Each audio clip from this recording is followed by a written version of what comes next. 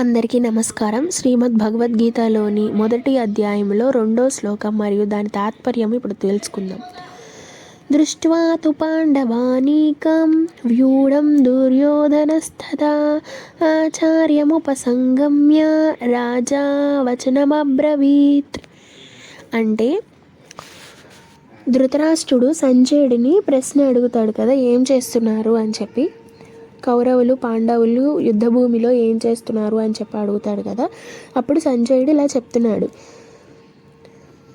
అక్కడ రాజైన దుర్యోధనుడు వ్యూహరచనతో సమరమునకు మోహరించి ఉన్న పాండవ సైన్యాన్ని చూసి ద్రోణాచార్యుడి దగ్గరికి వెళ్ళి ఇలా చెప్తున్నాడు అని చెప్తాడు.